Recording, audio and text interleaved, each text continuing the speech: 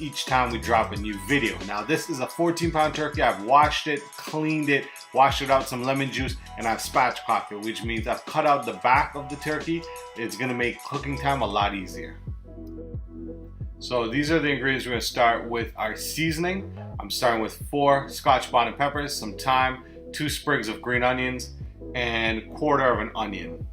Now we're gonna start with the 4 Scotch bonnet peppers, and then we're gonna start adding our green onions. And I'm gonna kind of do this in a process where, because this food processor I'm using is not very huge, so we're gonna start blending a little bit, and then we're gonna add a little bit more. One last ingredient before I blend it up is 6 cloves of garlic. Now I'm using the minced garlic, but you can use regular kind of garlic. It's really up to you, but just add 6 cloves.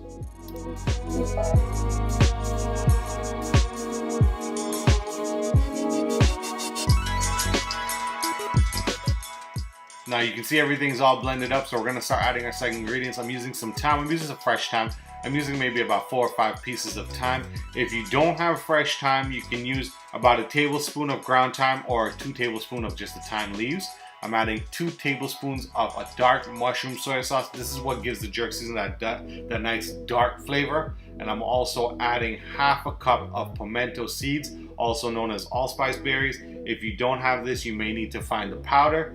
Check any local Caribbean shop. Now I'm adding 1 teaspoon of cinnamon and 1/2 teaspoon of nutmeg.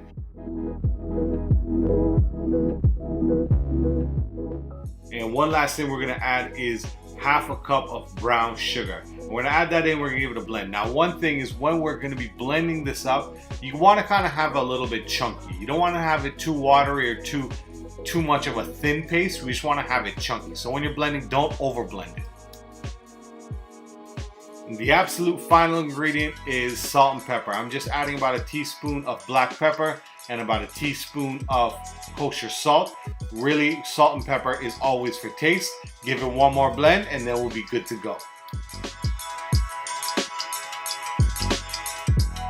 Now there is our final product, a beautiful, beautiful jerk seasoning, nice and chunky and thick, and it's spicy too.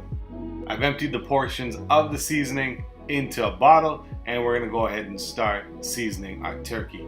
And you just wanna go ahead and add the seasoning to the top, the bottom, the sides, and you just wanna give it a good rub. We wanna rub it in and make sure we get all that seasoning into each creases and crevices all over the turkey, so we get all that flavor in. Now we're gonna flip the turkey around and we're gonna do the marinade on this side as well. And you just wanna make sure you work that marinade in as much as possible, because we wanna make sure we get all that jerk seasoning, all that flavors in. I'm gonna flip it over, and I'm also gonna try to insert it underneath the skin. When you put it underneath the skin, underneath the breast, it gives a little bit more of that extra flavor. So not just the coating has the jerk seasoning, but inside of it as well. I've added the turkey to a large bowl. I'm just adding a little bit more seasoning to the top. We're gonna saran wrap it and we're gonna let that marinate overnight in the fridge. Minimum amount of time I would say you wanna get this marinate is 4 to 6 hours, but overnight or 2 days is the absolute best. It's the next day and we're gonna get ready to roast this turkey. But before that, I'm using about 2 tablespoons of melted butter and 1 teaspoon of our jerk seasoning. Now what I wanted to do was add a little bit more flavor. It's been marinated in the fridge overnight, but I want to add a little bit more flavor and keep the turkey moist, because really I'm not a huge fan of turkey, but when I do it this way, it keeps the turkey moist. You have a lot of that flavor, that butter, that jerk seasoning. It's absolutely delicious. Whatever's left over, we're just gonna go ahead and brush it on the turkey and get this thing roasting. Now I have the turkey set. I've tucked in the wings, you can see, and I'm gonna cover it with foil. And I got this idea from Chris. I actually spoke to Chris from Caribbean Pot just for a couple tips on the best way to roast a turkey. He suggested covering it with foil, and I'm gonna bake it for 1 hour on 375. And we wanna make sure we kind of tent it, because we don't want the foil to stick to the turkey, but we want to make sure that we get this turkey nice and roasted. The foil will keep in a lot of the flavor, keep in the moistness, and then we're gonna go ahead and roast this for 1 hour at 375. This is our turkey after about 1 hour and 15 minutes, and I left it in for 1 hour and 15 minutes.